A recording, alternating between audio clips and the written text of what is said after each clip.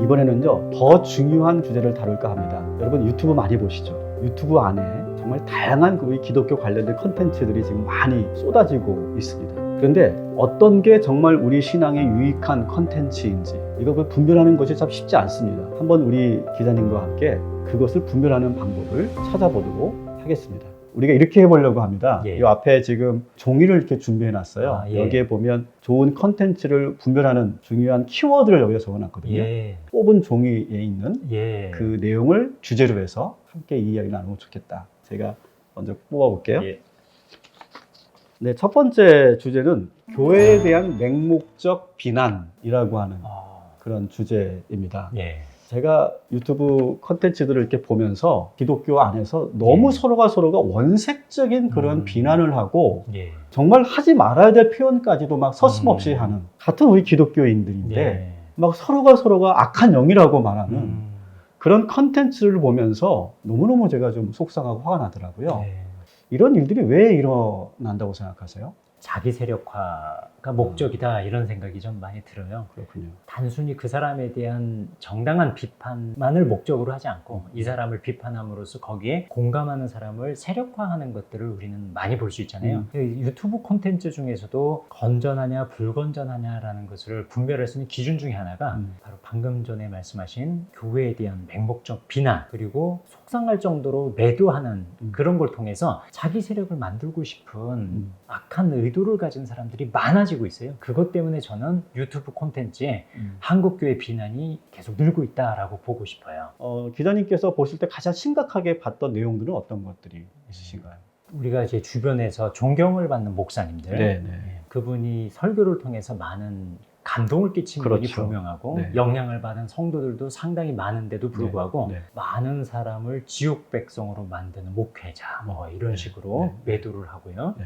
그리고 뭐 회칠한 무덤, 그런 때 보면은 전 정말 많이 화가 납니다. 네. 그러니까 기본적인 베이스에 교회에 대한 존중, 그리고 교회의 질서에 대한 어떤 배려 이런 게 전혀 없이 정말 마귀 집단처럼 보지 않고서야 어떻게 그런 관점과 생각이 나올 수 있는지 의심스럽고요. 문제는 그런 콘텐츠에 사람들이 막 수십만씩 가가지고 조회를 하고 왜 그런 걸까요? 그게 결국 카타르시스 중에 하나이거든요. 미디어의 영향이 크죠. 미디어에서 한국교회에 대한 긍정적 얘기보다는 부정적 얘기가 상당히 많이 나옵니다. 특히 젊은 층들은 교회에 대한 불만이 정말 상상을 뛰어넘을 정도로 극대화되어 있는 상황입니다. 근데 그걸 교회에 터뜨릴 수도 없고 세상 사람들하고 같이 얘기하기도 어려운데 유튜브 콘텐츠에서 정말 하나님의 사역을 하는 것처럼 보이는 사람이 대신 교회를 때려주는 거예요. 사이다가 되는 거죠, 그 사람들에게요. 그래서 그 콘텐츠에 수많은 사람들이 그 사이다 발언을 매력으로 삼아서 들어가게 되고요. 이 콘텐츠 운영자는 한국교회를 때리면서 이 사람들을 규합해서 세력화하고 교회를 개척한다든가 그리고 교회의 성도, 신도들을 모은다든가 하는 유익을 얻는 경우가 상당히 많습니다. 네. 그러면서 자기 유명세를 또 만들고 팬덤을 만드는 그런 유튜브 주자들이 많이 있는 것 같아요. 저 사람이 정말 정당한 비판을 하는지 아니면 자기 세력을 얻기 위해서 비난하는지 그것을 잘 보셔야 될 것 같습니다. 건강한 비판을 할 수 있습니다. 하지만 원색적으로 무례하게 선을 넘는 그런 비판을 서슴없이 하는 그런 컨텐츠들 꼭 조심해 주시면 좋겠습니다. 자, 우리 두 번째 주제를 한번 기자님께서 한번 뽑아봐 주시죠. 이거 새로운 이 주제들이 잘 연결이 되는 것 같습니다. 정치적 편향성. 이 유튜브는 수익이거든요. 누가 뜬다라고 하면은 같이 그냥 묻어서 채널을 운영하는 경우 상당히 많습니다. 그러니까 진보와 보수를 떠나서 자신의 입장을 극우적으로 발언을 하면서 현 정권을 비판하든지 아니면은 아주 진보적인 입장을 띠면서 친정부적인 그런 입장을 아주 그냥 노골적으로 직접적으로 대변하든지 어떤 그런 콘텐츠들이 상당히 우리 기독교 채널 안에 많이 일어나고 있는 것 같아요. 그렇습니다. 제가 이제 채널을 운영하면서 영상을 몇 개 올리잖아요. 신천지도 하지 않는 뭐 안상홍증인에도 하지 않는 비난 누구한테 받아봤냐면요, 정치 편향적인 유튜버들한테 많이 받았습니다. 이렇게 나오는 거 보니까 내가 하는 일이 오히려 정당하다라는 생각이 들었던 적이 있어요. 우리가 뭐 정치적인 성향을 가질 수 있죠. 저 스스로도 그렇고요. 그런데 그것을 목회자로서 보편적 가치, 보편 교회가 공유할 수 있는 복음, 하나님의 나라 가치, 이런 가치들을 설교하고 내보내는 게 아니라 정치적 편향에 빠져가지고 어떤 특수한 사람을, 특정인을 막 부각한다든가 이런 것은 그 사람을 지지하지 않는 그리스도인이 있을 거 아니에요. 네. 그럼 그 사람들의 마음을 서운하게 하고 그 사람들로 하여금 교회를 떠나게 만드는 한정적인 보편적 가치가 아니라 특수한 가치이기 때문에 저는 교회 강단뿐만 아니라 유튜브 콘텐츠에서도 목사님들이 좀 주의하실 필요가 있다고 봅니다. 목사도 정치적인 성향을 가질 수 있죠. 입장을 그렇습니다. 가질 수 있습니다. 그런데 공적인 자리잖아요. 뭐 유튜브 채널을 하든 설교를 하든 강의를 하든 하나님 나라 그리고 복음, 예수 그리스도, 그리고 하나님의 공의하심, 그런 보편적 가치들, 복음의 그런 가치들을 전하는 사람들인데 자꾸 편향적인 어떤 그런 자기의 정치적 입장을 강하게 노골적으로 피력하는 것이 과연 목회자들이 해야 될 일인가? 정말 하지 말아야 될 행태라고 생각합니다. 우리 세 번째 주제를 한번 다뤄볼까요? 네, 좀 궁금하네요. 궁금한데요? 주제가 이렇게 하니까 재미있습니다. 네. 종말 예언인데요. 유튜브 안에서 요즘에 제가 보는 또 하나의 현상 중에 하나가 천국 체험? 예. 뭐 지옥 체험? 예. 뭐 그런 컨텐츠들이 지금 많이 올라오고 있는 것 같더라고요. 그렇습니다. 네. 천국 지옥 체험이 종말 예언하고도 이제 결부되는 이유가 뭐냐면요. 이 천국 지옥 체험하는 특정인이 하늘나라로 올라가잖아요. 네. 그러면은 이제 하나님께서 뭔가 계시를 주는 거예요. 예를 들어 뭐 한국 전쟁이 언제 일어난다라든가 그리고 내가 언제 간다라든가 이런 것들을 받아가지고 성경을 자기가 혼합시켜서 자기가 받은 직통 계시와 성경의 진리들을 혼합해가지고 특정 날짜를 지정하는 경우 상당히 많습니다. 그 천국 지옥 같은 경우는 그거 체험하는 것을 제가 분별하는 기준을 좀 마련하게 두기도 했어요. 네네네. 그게 뭐냐면 천국을 가서 하나님께서 자꾸 뭔가 지시를 하는데 성경적이지 않은 지시를 받은 사람이 상당히 많은 경우를 봤습니다. 뭐 책을 쓰라든가 지옥 간증에서 가장 큰 문제는 뭐냐면 지옥에는 하나님께 범죄한 사람만 가는 게 아니라 범죄하도록 늘 자극하고 조작했던 마귀 사탄도 같이 그렇죠. 형벌을 받는 장소인데 전 지금까지 들은 지옥 간증은 모두 어떤 간증이냐면 갔는데 사탄이 지옥의 왕인 거예요. 그러면서 창 들고 마귀가 막 찌르고 죽이고 하면서 형벌을 집행하는 집행자로 체험이 돼요. 네, 무조건 가짜입니다. 정말 그 환상을 받는지 모르겠지만 예, 성경적이지 않다는 거죠. 그렇습니다. 이 종말 예언을 할 때 지금 피해자들이 상당히 좀 늘고 있는 것도 좀 예의주시해서 봐야 돼요.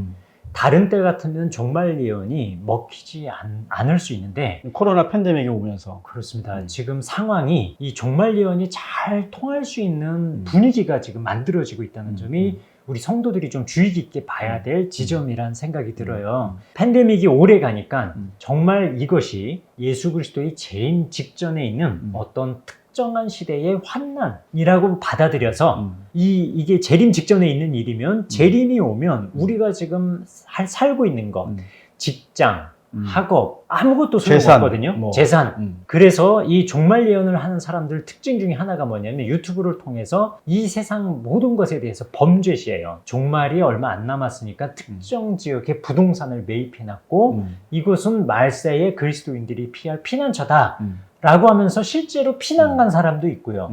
피난 갈 처소를 마련 중이니까 헌금해라 라고 하면서 돈을 갈취하는 사람도 있고 사이비들이 너무너무 많이 들끓고 있습니다. 종말 예언을 통해서요. 저희 동탄 꿈의 교회 6월 30일자 수요 예배 설교 때 제가 이 종말에 대한 그러셨군요. 그런 설교를 했는데 시적절한 여러분 잘 보시고 잘 분별하면 좋겠다. 예. 그런 생각이 듭니다. 그러면서 종말 예언과 함께 직통 계시 그런 것들도 컨텐츠 안에 많이 있더라고요. 뭐 가령 예. 하나님의 음성을 듣는 법, 예. 하나님의 직통 계시를 받는 법, 예. 뭐 그런 컨텐츠도 제가 본 것 같아요. 굉장히 많습니다. 네. 근데 직통 계시라고 할 때 조금 구분해서 봐야 될 필요도 있는 게 하나님의 음성 듣기인데요. 이거를 비난하는 게 아닙니다. 네. 우리가 기도를 하면서 네. 특정한 상황에서 어떤 하나님의 감동을 주신다든가 그렇죠. 깨달음을 주신다든가 아니면 성경 말씀을 읽다가 통해서 뭔가 이렇게 깨달음이 오는 거 네. 이것은 우리가 비판하는 게 얼마든지. 아닙니다. 얼마든지 신앙생활하면서 경험할 수 있는 건데요. 제가 유튜브 콘텐츠에서 주의 깊게 봐야 될 하나님의 음성 듣기 직통 계신 뭐냐면요. 나의 어떤 신변 잡기와 관련해서 하나님께서 직접적으로 이거 해라 저거 해라 라고 하면서 수시로 늘상 있는 체험처럼 자주 있는 체험, 이건 조금 조심해야 될 콘텐츠라고 생각합니다. 가령 뭐 이거 하라 저거 하라 뭘 이렇게 한다고 하나요? 예를 들어서 제가 카페를 할까요? 아니면 국수집을 할까요? 고민이 있어요. 고민이 있어. 그러면은 정상적인 그리스도인들은 이 두 가지를 놓고 기도하면서 사업 경영할 수 있는 여러 가지를 고려해서 결정하면 그렇죠. 되거든요. 네. 그리고 기도하고 선택하면 되거든요. 그렇죠. 근데 무당들은 어떻게 해주냐면요. 뭘 해야 될지 찍어주잖아요. 이런 방식으로 하나님이 너 어느 지역에 카페 해라라고까지 지목을 해주는 기도 응답을 받으면서 하나님 음성을 들으려고 하는 콘텐츠들이 있어요. 그래서 이 직통 계시자들, 결국은 돈으로 연결되는 직통 계시자들 정말 조심해야 된다라고 말씀드리고 싶어요. 네, 우리 또 한번 뽑아주시죠. 예, 네. 지금 뭐가 나올지도 글쎄요. 궁금합니다. 궁금합니다. 콘텐츠 운영자의 불투명성입니다. 네. 굉장히 기본적이면서도 중요한 네. 주제란 생각 들어요. 네. 그 유튜브 들어가면 네. 우측 상단에 보면은 정보라는 메뉴가 그렇죠. 있습니다. 채널 안에 그렇습니다. 정보라는 단어가 예, 있죠. 그걸 클릭하면 대략적인 정보는 알 수 있어요. 그렇죠. 근데 그 중에서 기독교 콘텐츠임에도 불구하고 콘텐츠 운영 주체가 교단 소속이 어디인지, 신학은 어디서 했는지 전혀 알려지지 않은 유령 콘텐츠들이 있습니다. 목사인지 뭐 평신도인지 그렇죠. 그런 것도 잘 모르겠고. 예, 목사이면 어디서 신학을 어디서 했는지, 신학을 한마디로 족보와 뿌리가 분명하고 탄탄한지에 대한 정보가 없는 경우 있어요. 네. 이럴 때는 조금 콘텐츠에 대해서 경계심을 갖고 접근하는 것이 좋다 생각합니다. 영적인 문제는 내 인생의 가장 중대한 본질을 좌우할 수 있는 문제거든요. 신학을 했으면 어디서 했는지, 그리고 교단 소속은 어디인지, 이런 기본적인 것만 알고 경계심을 갖고 있어도 사실 이단 콘텐츠까지 연결되지 않을 수 있습니다. 제가 최근에 갔던 컨텐츠 중에 하나가 석탄일 때 예. 조계종을 들어가서 예. 그 행사를 방해하고 그러면서 거기서 비상식적인 그런 행동을 보였던 단체가 예. 지금 또 활발하게 이 유튜브 상에서 활동을 하고 있더라고요. 그렇습니다. 네. 그 말씀하신 단체가 조회수라든가 이런 것들이 1000만에는 훌쩍 넘었고요. 채널 구독자 수가 한 17만 명 정도 되는 거대 채널입니다.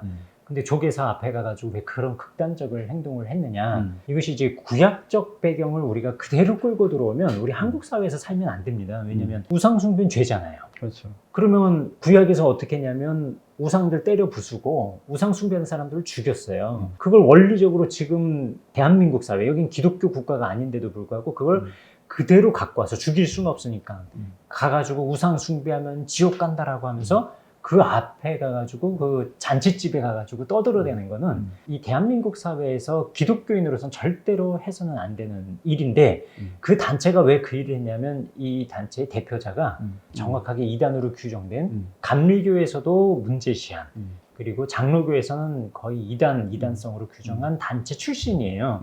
기독교 국가가 아닌 대한민국에서 이걸 그대로 원리적으로 적용하면 잘못하면 이건 그 IS 같은 극단주의자를 만드는 그런 심각한 채널입니다. 이런 것을 보고서 진짜 우리는 이 사람에게 열정을 배워야 된다라든가 이런 얘기하는 것은 말도 안 되는 정말 심각한 문제라고 봅니다. 기독교 포탈 뉴스에 가보시면 그 단체가 어떤 단체인지가 예. 좀 소개되고 있는데 한번 들어가서 보시면 좋을 것 같습니다. 자, 이제 마지막 주제를 한번 보도록 하겠습니다. 교회 생활과 가정의 이탈. 이것도 아주 중요한 주제인 것 같은데 실제로 이 유튜브 콘텐츠를 잘못 접촉하고 그것을 수용하면서 가정에 문제가 생겼던 그런 그렇죠. 문제들이 있군요. 종말 예언, 직통 계시, 이 신비주의를 추구하다가 유튜브 채널에서요. 그걸 빠졌다가 어떻게 되냐면 이 모든 것이 비정상인 거예요. 내가 경험하고 자라온 환경, 신앙, 이 모든 것이 비정상이고 유튜브 채널에서 주장하는 것은 이것이 참된 진리다라고 생각하다 보니까 내 터전 자체를 버리게 되는 결과로 나온 게 지금 감옥에 가 있는 신옥주 씨의 은혜로 교회가 대표적인 케이스거든요. 그 유튜브 채널에서 영상을 보고 빠진 사람이 700명이고요. 신옥주 씨는 한국교회만 비난해서 결국 700명을 모았어요.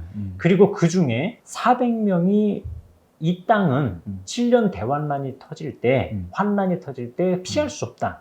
그 피할 땅이 필요하다. 그래서 피할 피자 땅지자 해가지고 피지에다가 피할 장소를 마련해 놓고 집단 이주를 시킨 거거든요. 이만희는 신의 산이 청계산이라고 있는데. 그렇죠. 예, 신의 계자 쓴다고 예, 신의 산이라고 했는데요. 네. 이렇게 특정 지역을 음. 반드시 신령한 장소라고 명시하는 경우가 상당히 많습니다. 네. 거기는 이제 부동산과 이런 네. 수익과 관련된 일들이 음. 결국은 결부가 되죠. 그러면 이제 가정을 이탈하고요. 음. 가족을 떠나서 피지로 가고 네. 이런 사람들이 너무 많아졌고요. 네. 가정을 이탈하게 하고 이 보편교회의 가치를 무너뜨려서 교회를 악마시하면서 떠나게 만들고 하는 것. 그런 유튜버가 있다.